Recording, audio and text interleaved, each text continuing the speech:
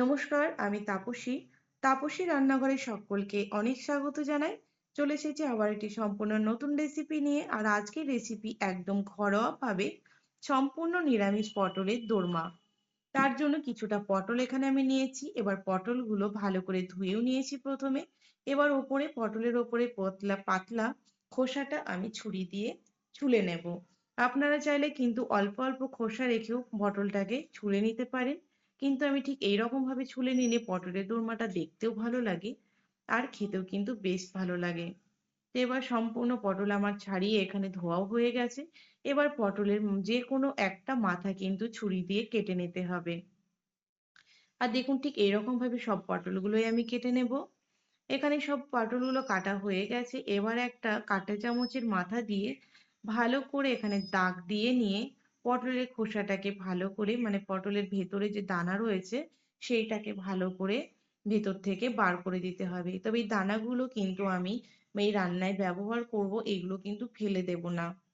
এই পটলের দানা এটাই ব্যবহার করব, কিন্তু এই পটলের দানাটাকে এবার আমি পেস্ট করে নেব। তো দেখুন এবার আমি এখানে 100 গ্রামের কম ছোলার ডাল ভিজিয়েছিলাম, সেটাও পেস্ট করে নেব। আর এখানে পটলগুলোতে এবার আমি নুন মাখিয়ে নেব। এবার একটু দিয়ে দিলাম সর্ষের তেল, তাহলে পটলের গায়ে নুনটা খুব ভালো করে লেগে যাবে। প্রত্যেকটা পটলের গায়ে কিন্তু ভালো করে নুন আর তেলটা মাখিয়ে দিতে হবে, তাহলে কিন্তু খুব সুন্দরভাবে এটা ভাজাও হবে আর নুনটাও ভালো করে পটলের গায়ে লেগে যাবে। তো এবার এটাতে ভালো করে মাখানো হয়ে গেছে, রেখে দিলাম। আর এখানে এবার পটলের দানা বাটা ছোলার ডাল আর এখানে কিশমিশ নারকেল আর চিনেবাদাম নিয়ে নিয়েছি। এবার প্রথমেই আমি কড়াইটাকে গরম করে নিয়েছি, দিয়ে দিচ্ছি সর্ষের তেল। রান্নাটা যেহেতু আমি সর্ষের তেলেই করব, তেলটা গরম হয়ে গেছে। এবার আমি পটলগুলোকে মোটামুটি মিডিয়াম আঁচে মোটামুটি মানে ভেজে নেব, যেন পটলের কাঁচা গন্ধটা না থাকে, ঠিক সেরকম ভাবে মিডিয়াম আঁচে কিন্তু পটলগুলোকে ভেজে নিতে হবে এপিট ওপিট করে। আর পটলটা কিন্তু নাড়তেই থাকতে হবে। এই পটলের দোরমা খেতে কিন্তু ভীষণ ভালো লাগে। একবার ঠিক এইরকম ভাবে পটলের দোরমা অবশ্যই বানিয়ে দেখবেন। এখানে কাজু আর এখানে চারমগজটাও আমি ভিজিয়ে দিলাম। এবার পটলটা এখানে ভাজা হয়ে গেছে। এবার একটা পাত্রে আমি পটলটাকে উঠিয়েও নিচ্ছি। এবার যে পুর বানাবো সেই নারকেলটাও প্রথমে এই তেলের মধ্যেই দিলাম। এবার তেলের মধ্যে ওই মিডিয়াম আঁচে দিয়ে কিন্তু নারকেলটাকে আমি এখানে লাল লাল করে ভেজে নেব। এগুলো সবই আমি পুরের মধ্যেই ব্যবহার করব। আর ঠিক পুরটাকে যেহেতু আমি নিরামিষ পটলের দোরমা বানাচ্ছি, আর এই পুরের মধ্যে এই নারকেল চিনেবাদাম আর কিশমিশগুলো যখন মুখে পাতবে, খেতে কিন্তু ভীষণ ভালো লাগে। তাই সবসময় চেষ্টা করবেন পটলের দোরমার পুরটা বানানোর সময় এই চিনেবাদাম তারপরে নারকেল এগুলো দেওয়ার, তাহলে খেতে কিন্তু ভীষণ ভালো হয়। এবার চিনেবাদামটাও দিচ্ছি, সেটাও কিন্তু একটু ভেজে নেব।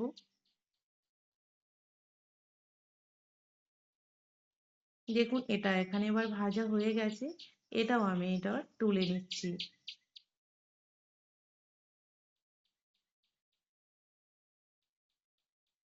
এইবার তেলের মধ্যে দিয়ে দিলাম আমি মানে হিং দিয়ে দিয়েছি। যেহেতু আমি এখানে পুরটা বানিয়ে নেব আর নিরামিষ পুর, তার জন্য কিন্তু হিংটা দিলে এর স্বাদ বা গন্ধ দুটোই খুব সুন্দর হয়। এবার দিয়ে দিলাম একেবারে অল্প একটুখানি আদা কুচোনো, আদার গন্ধটা যেতে এখানে দিয়ে দিলাম দুটো কাঁচা লঙ্কা বাটা। এবার এবার দিয়ে দিলাম এখানে আমি পুরের জন্য নুন, আর এখানে দিয়ে দিলাম হলুদ। ভালো করে এই নুন হলুদটা দিয়ে একটুখানি কষিয়ে নেব। আর এই কাজটা কিন্তু একদম লো আঁচেই করতে হবে এখন। আর দিয়ে দিলাম স্বাদ মতো এখানে চিনি। আবারও কিছুক্ষণ আমি নাড়াচাড়া করে নিচ্ছি। এইবার যে পটলের দানাটা আমি পেস্ট করে রেখেছিলাম সেটাও দিয়ে দিলাম। এবার ভালো করে পটলের এই কাঁচা দানার কাঁচা গন্ধটা যাওয়া মতো কিন্তু ভালো করে কষিয়ে নিতে হবে। এই পটলের দানা দিয়ে কিন্তু খুব সুন্দর বাটা রেসিপি করা হয়, সেটা আপনাদের আগামীতে আমি দেখাবো। এবার দিয়ে দিলাম এখানে অল্প একটুখানি জিরে গুঁড়ো, মোটামুটি হাফ চামচ মতো জিরে গুঁড়ো ব্যবহার করেছি। আর একটু কালারের জন্য দিয়ে দিলাম কাশ্মীরি লঙ্কা গুঁড়ো, এটা কিন্তু আপনারা না দিলেও কোনো অসুবিধে নেই। এইবার এখানে আমি রান্নার জন্য 1 চামচ জিরে, 1 চামচ ধনে, 1 চামচ হলুদ, 1 চামচ কাশ্মীর লঙ্কা গুঁড়ো জল দিয়ে গুলে রেখে দিলাম। আর এখানে যে ছোলার ডালটা পেস্ট করে রেখেছিলাম, আর ছোলার ডালটা 100 গ্রাম নয়, আমি 50 গ্রাম নিয়েছি। এবার ছোলার ডালের পেস্টটাও দিয়ে দিলাম। এবার ভালো করে পুরটাকে মানে কাঁচা গন্ধ যাওয়া পর্যন্ত কিন্তু নাড়াচাড়া করে নিতে হবে। কাঁচা গন্ধটা চলে যেতেই অল্প একটুখানি ওই 50-এরও কম আমি ছানা এই পুরের মধ্যে দিয়ে দিলাম। আর দিয়ে দিলাম অল্প একটুখানি গরম মশলা। আর যে ভাজা এগুলো নারকেল ভাজা, চিনেবাদাম ভাজা আর এখানে কিশমিশ দিয়েছিলাম সেটাও দিয়ে দিলাম। এবার হালকা আঁচে কিছুক্ষণ ভালো করে মিশিয়ে নিতে হবে, তাহলে রেডি হয়ে যাবে আজকে আমাদের পটলের দোরমার পুর। তো ভালো করে এটাকে এবার নাড়াচাড়া করে নিচ্ছি, যেন আর কোনো কিছুরই কাঁচা গন্ধটা না থাকে। দেখুন একদম রেডি হয়ে গেছে এটা প্রায়। এবার নাড়াচাড়া করে আমি নামিয়ে নেবো একটা পাত্রে। একদম রেডি হয়ে গেছে পুরটা আমার। এবার একটা পাত্রে আমি নামিয়ে ঠান্ডা করতে দিয়ে দেবো। দেখুন নামিয়ে নিয়েছি, এবার ঠান্ডা হয়ে যাক ততক্ষণ। চার মগজ আর এখানে কাজু বাদাম, 4টে কাঁচা লঙ্কা, দই এটাও পেস্ট করে নেব। এবার পুরটা ঠান্ডা হয়ে গেছে। এবার এই পুরটাকে আস্তে আস্তে এই পটলের খোলের ভেতরে কিন্তু ঢুকিয়ে দেব। খুব আস্তে এটা করতে হবে যেন পটলগুলো ভেঙে না যায়, যেহেতু পটলগুলো কিন্তু প্রায় অর্ধেকেরও বেশি এখানে ভাজতে গিয়ে সেদ্ধও হয়ে গেছে। তাই এই কাজটা কিন্তু ভীষণ সাবধানে করতে হবে।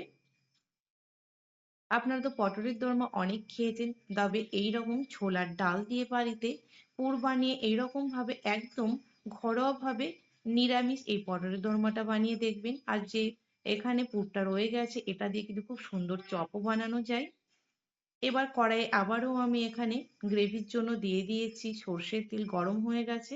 এবার দিয়ে দিলাম ফোড়নে অল্প একটুখানি জিরে, 2টো শুকনো লঙ্কা আর দুটো এখানে দিয়েছি তেজপাতা। কয়েক সেকেন্ড মতো এখানে ফোড়নটা হয়ে যেতে এখানে দিয়ে দিলাম 2টো এলাচ, একটুখানি দারচিনি, 2টো লং। এবার এটাও কিছুক্ষণ কয়েক সেকেন্ড নাড়িয়ে নিয়ে এখানে যে গুঁড়ো মশলার ঘোলটা বানিয়ে রেখেছিলাম সেটাও দিয়ে দিলাম। এবার একদম কম আঁচে মশলাটাকে ভালো করে কষিয়ে নেব। তো এখানে দেখুন একদম তেলটা ছেড়ে আসা পর্যন্ত মশলাটাকে ভালো করে কষিয়ে নিতে হবে, যেন মশলার কোনো কাঁচা গন্ধ এখানে না থাকে। তেলটা ছেড়ে আসতেই তারপরে আমি ব্যবহার করব বাকি মশলাগুলো। তো তেলটা কিন্তু একদম ছেড়ে দিয়েছে। এইবার এখানে দিয়ে দিলাম আমি স্বাদ মতো নুন দিয়ে দিয়েছি। আর এখানে দিয়ে দেব, দেখুন যে পেস্টটা বানিয়ে রাখলাম এখানে আমি চারমগজ, কাজু আর দই আর কাঁচা লঙ্কা সেটা দিয়ে দিলাম। আর এই অবস্থায় আঁচটাকে একদমই কমিয়ে রাখতে হবে, নয়তো এখানে দইটাও ফেটে যেতে পারে আর কাজু বাদাম রয়েছে সেটাও কিন্তু নিচে লেগে যেতে পারে। এবার এখানে নাড়াচাড়া করতে হবে যেন কাজু বাদামটা নিচে ধরে না যায়। এবার ভালো করে তেলটা ছেড়ে আসা পর্যন্ত কিন্তু মশলাটাকে এরকম ভাবে হালকা আঁচে কষিয়ে নিতে হবে। আর এখানে কিন্তু বারবার নাড়াচাড়াও করতে হবে। দেখুন এইবার কিছুক্ষণ নাড়াচাড়া করতে করতেই এবার দিয়ে দিলাম আমি এখানে স্বাদ মতো চিনি। অবশ্যই রান্নায় চিনিটা ব্যবহার করবেন, তাহলে কিন্তু রান্নার স্বাদ অনেক গুণ বেড়ে যায়। এবার আবারও ভালো করে আমি এখানে চিনিটা দিয়ে নাড়াচাড়া করে নিলাম। এবার ঢাকা দিয়ে একদম তেলটা ছেড়ে আসা পর্যন্ত অপেক্ষা করব। তো কিছুক্ষণ ঢাকা দিয়েছিলাম, দেখুন একদম মশলা থেকে তেলটা ছেড়ে এসেছে। এবার একটুখানি নাড়াচাড়া করে এখানে আমি ঝোলের জন্য দিয়ে দেব গরম জল। অবশ্যই রান্নায় কিন্তু গরম জলটা ব্যবহার করবেন, তাহলে কিন্তু রান্নার স্বাদ অনেক ভালো হয়। এবার দিয়ে দিচ্ছি আমি গরম জল।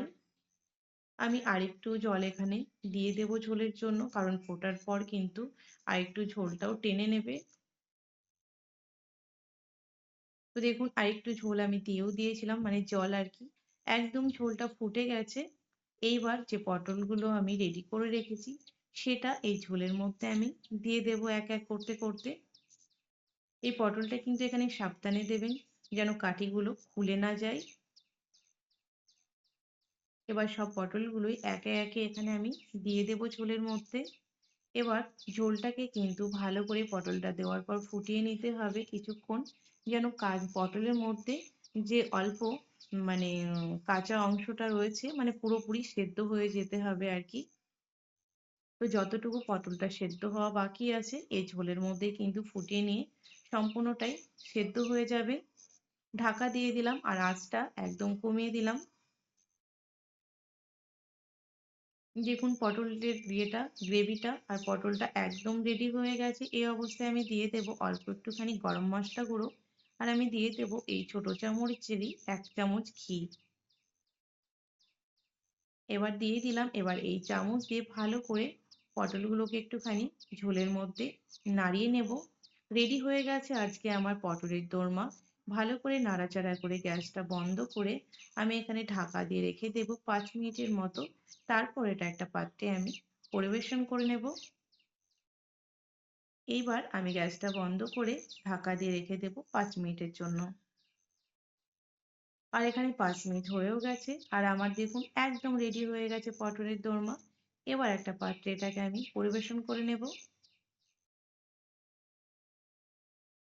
এইরকম ভাবে পটলের দোরমা আপনারা অবশ্যই বাড়িতে বানিয়ে দেখবেন, খেতে কিন্তু ভীষণ ভালো লাগে। তো আমার রেসিপি যদি আপনাদের ভালো লেগে থাকে তাহলে কিন্তু লাইক শেয়ার করতে ভুলবেন না। কমেন্টে কিন্তু অবশ্যই জানাবেন এই পটলের দোরমার রেসিপি আপনাদের কেমন লেগেছে। ভালো লাগলে এরকম ভাবে আপনারাও বাড়িতে বানাবেন আর বানিয়ে সেটাও আমাকে জানাবেন কেমন হয়েছিল। আর এখন যদি আপনারা আমার ভিডিওটি ইউটিউব থেকে দেখে থাকেন তাহলে প্লিজ আমার চ্যানেলটিকে সাবস্ক্রাইব করে পাশে থাকবেন আর পাশে থাকা বেল আইকনটি প্রেস করবেন যেন আমি নতুন ভিডিও আপলোড করার সাথে সাথে নোটিফিকেশন প্রথম আপনাদের কাছেই পৌঁছে যায়। আর যদি ভিডিওটি ফেসবুক পেজ থেকে দেখে থাকেন তাহলে প্লিজ আমার পেজটিকে ফলো করবেন।